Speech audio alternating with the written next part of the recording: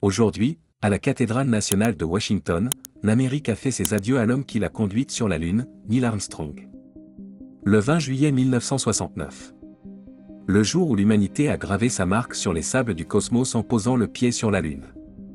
Ce fut un moment remarquable, adoré par les gens du monde entier. Et comme l'a dit Neil Armstrong, c'était un petit pas pour l'homme, un pas de géant pour l'humanité. Mais ce saut, et l'homme qui l'a accompli, ont eu plus d'importance que beaucoup ne l'imaginent. En fait, Neil Armstrong a gardé un certain nombre de secrets jusqu'à sa mort, et aujourd'hui, 11 ans après son décès, sa famille fait une nouvelle révélation choquante. Il s'avère qu'il y avait beaucoup plus de choses sur cet homme que ce que l'humanité n'a jamais su. Quels sont les secrets que Neil Armstrong a gardés jusqu'à sa mort, et quelles nouvelles révélations sa famille a-t-elle faites? Rejoignez-nous dans cette vidéo pour découvrir comment Neil Armstrong est mort il y a 11 ans et comment sa famille confirme les rumeurs.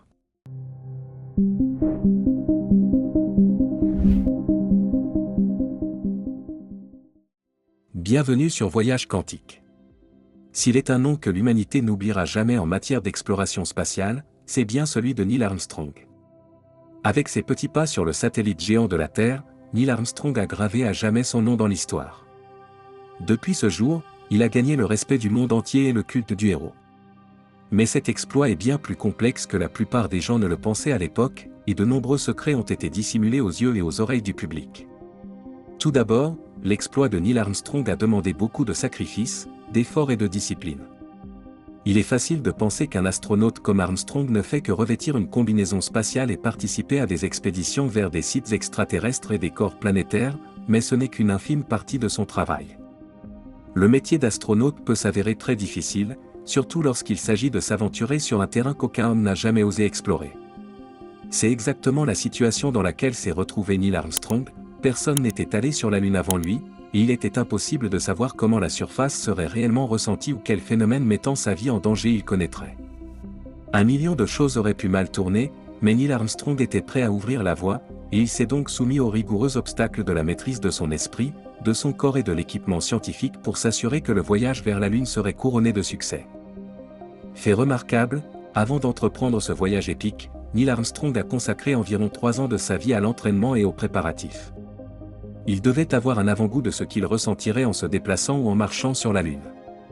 Marcher dans une zone sans gravité comme la surface de la Lune peut être très étrange, c'est pourquoi la NASA a dû simuler ces conditions exactes pour Neil Armstrong et son partenaire, Edwin Buzz Aldrin. Une partie de l'entraînement consistait à apprendre à marcher latéralement dans une enceinte sans gravité tout en étant attaché et suspendu à un angle. En outre, les deux hommes ont dû suivre un régime alimentaire et une routine de sommeil très stricte. Armstrong et Buzz n'ont mangé que des repas et des encas spécialement préparés pour assurer une bonne nutrition, mais ils n'ont jamais grossi. Une surcharge pondérale aurait affecté leur maniabilité sur la Lune. De plus, la NASA souhaitait que ces hommes s'habituent à ces encas afin qu'ils puissent les transporter et en vivre pendant leur voyage sur la Lune.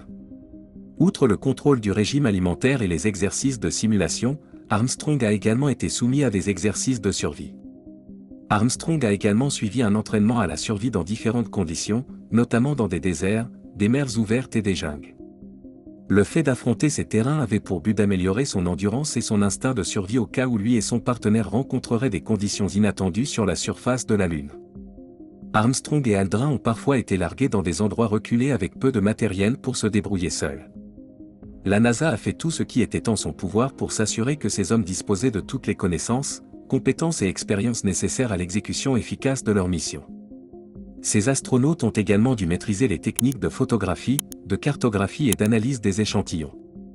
Ils ont été formés à l'étude, à l'analyse et à la communication d'informations sur les échantillons de roches, ainsi qu'au fonctionnement de plusieurs instruments scientifiques qui seraient utilisés lors du voyage sur la Lune.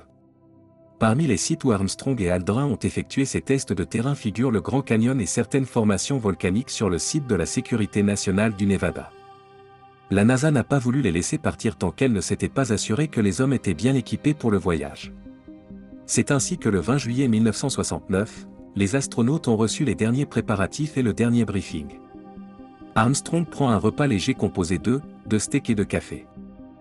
Ce repas a été spécialement préparé pour lui permettre de rester léger et éviter les problèmes de digestion.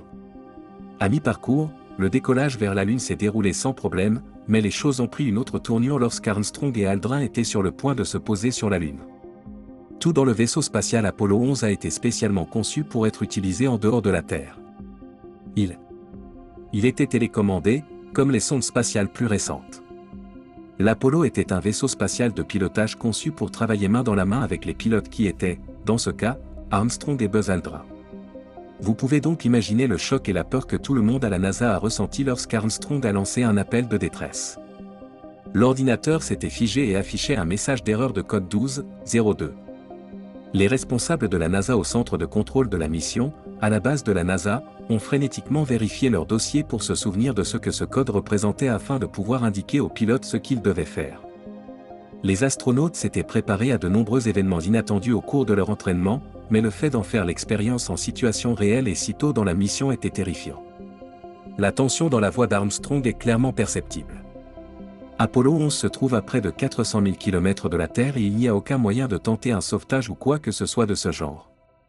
La seule façon dont la NASA pouvait aider était de guider les deux hommes sur ce qu'il fallait faire dans la situation donnée.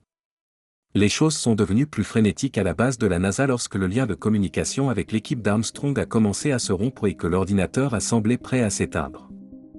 La crise d'Apollo 11 a véritablement commencé lorsque le module de service a été séparé du module lunaire. Apollo 11 se compose de trois parties bien distinctes, le module de commande, le module de service et le module lunaire. Le module de service comprenait le système de propulsion principal du vaisseau spatial et abritait les fournitures et les consommables de la mission. Le module lunaire est le petit compartiment dans lequel Armstrong et Buzz Aldrin ont pris place pour se poser sur la Lune. Il était surnommé l'Aigle. Le module de commande était plutôt le lieu de vie des trois hommes qui participaient à ce voyage. C'est vrai, un autre astronaute a participé à la mission Apollo, mais il n'a pas été autant mis en lumière qu'Armstrong et Aldrin. Il s'agit de Michael Collins. Michael Collins était le pilote du module de commande pendant qu'Armstrong et Buzz Aldrin marchaient sur la Lune.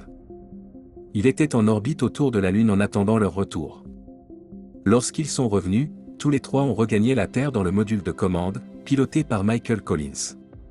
Mais avant que tout cela n'arrive, Armstrong et Buzz Aldrin ont dû surmonter la difficulté de l'atterrissage de leur module lunaire.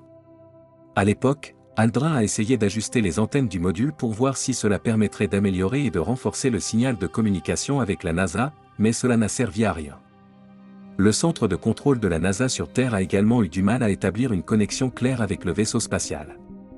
Gene Kranz, le directeur de vol de cette expédition, s'est retrouvé dans une situation désespérée. Il pourrait avoir à prendre la décision difficile de rappeler la mission Apollo.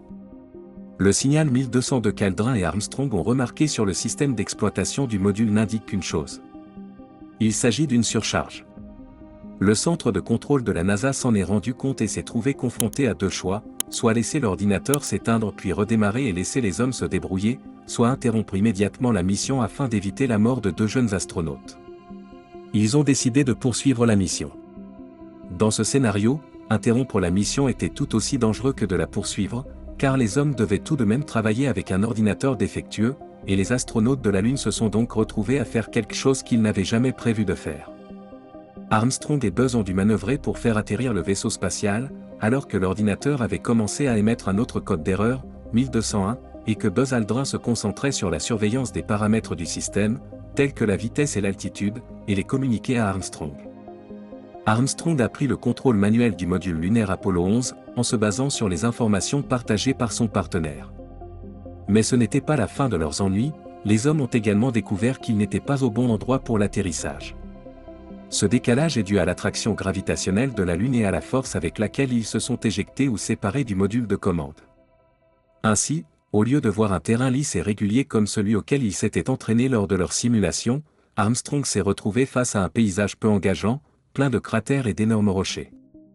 Il a fallu un certain temps avant qu'Armstrong ne trouve une surface plane et régulière pour poser l'Apollo, et même lorsqu'il l'a trouvé, l'atterrissage a été rude, rien à voir avec ce à quoi il s'était entraîné. Pour autant que le contrôle de mission le sache, ces hommes suivent la trajectoire prévue pour atterrir sur la Lune. Ils étaient loin de se douter qu'Armstrong et Buzz Aldrin avaient dévié de leur trajectoire, tentant désespérément d'atterrir et que, pour aggraver leur situation, leur réserve de carburant était en train de s'épuiser. Il n'y a pas de temps à perdre. Alors qu'il ne restait que 60 secondes, Armstrong a fait un acte de foi, ignorant les chiffres que son partenaire annonçait pour indiquer leur altitude, et, dans un dernier effort, il a finalement posé la capsule. La première chose que fit Armstrong lorsque la console toucha le sol lunaire fut d'envoyer un message à la base, l'Aigle a atterri. Il s'agit là du rigoureux voyage sur la Lune dont une grande partie du public n'a jamais entendu parler. Et ce n'est pas tout. Au cours de cet alunissage épique, l'armée a repéré ce qu'il croyait être des vaisseaux extraterrestres. La rumeur veut qu'il ait envoyé un message codé à la NASA via un canal secret, disant qu'ils sont là. Ils sont garés sur le côté du cratère. LS nous observe. Edwin Buzz Aldrin a également admis avoir vu un ovni suivre leur vaisseau spatial. Il a révélé qu'il avait aperçu l'ovni devant sa fenêtre, mais qu'il n'était jamais entré en contact avec lui. Aussi intéressant que cela puisse paraître, il n'existe aucune preuve vidéo de ces affirmations, ou si elles existent, elles n'ont jamais été partagées avec le public. Étrangement, Armstrong et Aldrin n'ont fait part de tous les détails possibles de leurs rencontres étranges alors qu'ils marchaient sur la Lune que lors des premières interviews. Au cours des interviews suivantes, lorsque la curiosité a commencé à se manifester, ces hommes se sont tus ou ont nié avoir fait de tels commentaires. C'est pourquoi il existe encore aujourd'hui plusieurs théories conspirationnistes selon lesquelles les deux hommes auraient rencontré des extraterrestres et l'auraient caché au public. Au cas où vous douteriez de ces affirmations ou penseriez qu'il s'agit de simples rumeurs, d'autres astronautes ayant participé à des missions spatiales ultérieures sur la Lune ont également admis avoir vu des choses étranges. Ils ont affirmé que ces choses semblaient ne pas avoir leur place sur la Lune. Selon l'un d'entre eux, il a vu toutes sortes d'objets ayant la forme d'une antenne parabolique. L'une des conspirations les plus étranges et les plus intéressantes est que les astronautes ont récupéré un échantillon extraterrestre d'une femme lors de l'une des missions Apollo suivantes. La première chose repérée a été un ancien vaisseau spatial extraterrestre, vieux d'environ 1,5 million d'années. Les astronautes ont ensuite repéré plusieurs restes de ce qui semblait être des corps d'extraterrestres qui s'étaient brisés lors d'un crash. Le seul corps entier était celui d'une femme extraterrestre avec des dreadlocks. Selon les rumeurs, cela s'est produit lors de la mission Apollo 17, mais d'autres sources affirment que cela s'est produit lors de la mission Apollo 20, qui s'est soldée par un échec. Selon des dénonciateurs, cette mission n'a pas échoué.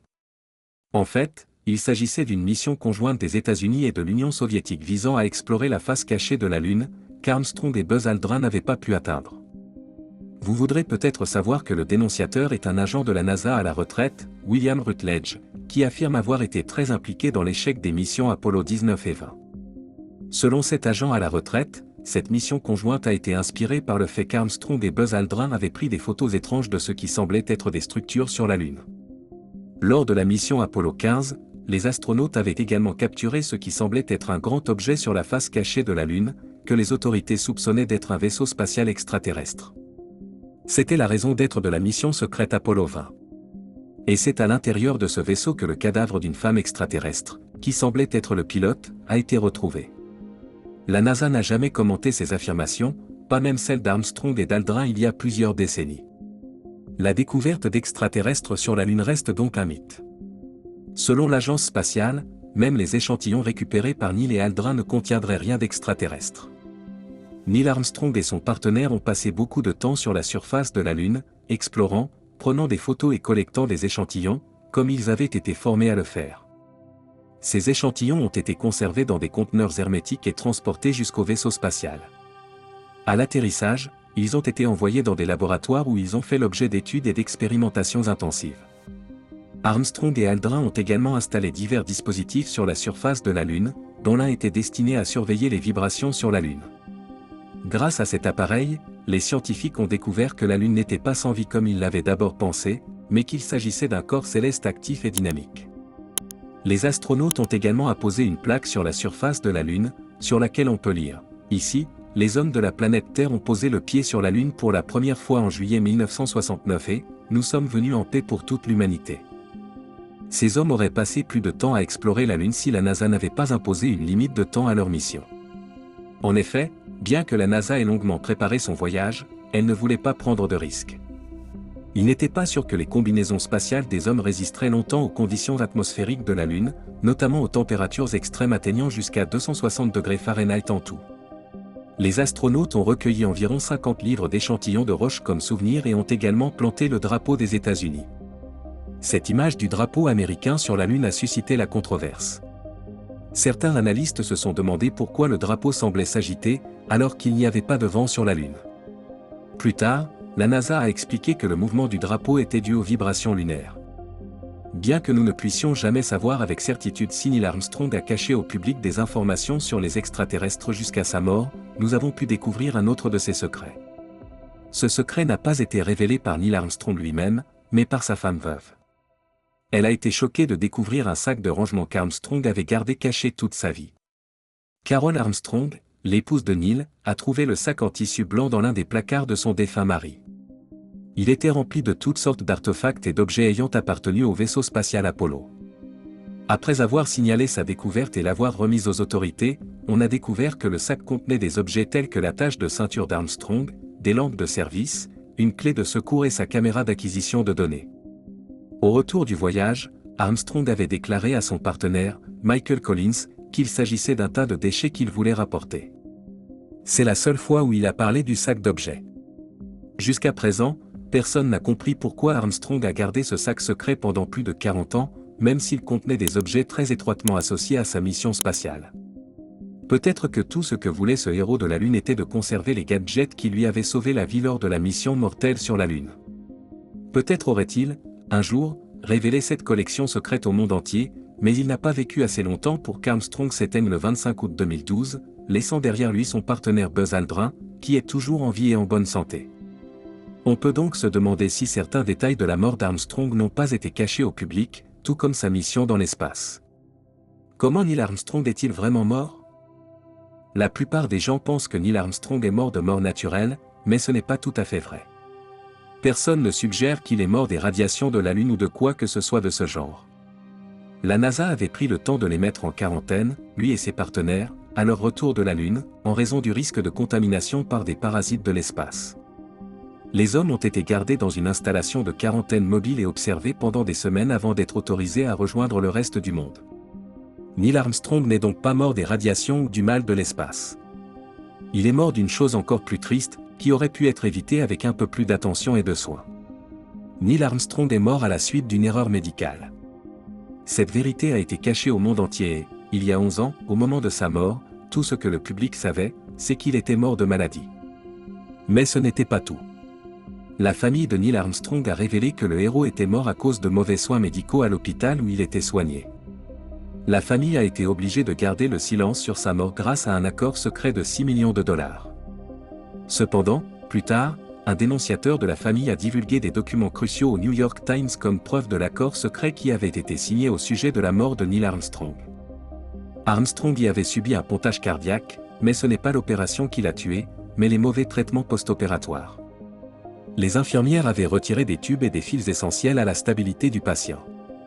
En conséquence, des complications sont survenues et Neil Armstrong a souffert d'une grave hémorragie et est décédé une semaine plus tard. Se rendant compte de son erreur, l'hôpital a paniqué. Il craint la mauvaise image qui lui sera renvoyée et les sanctions possibles auxquelles il s'expose si l'on dit qu'il a tué Neil Armstrong.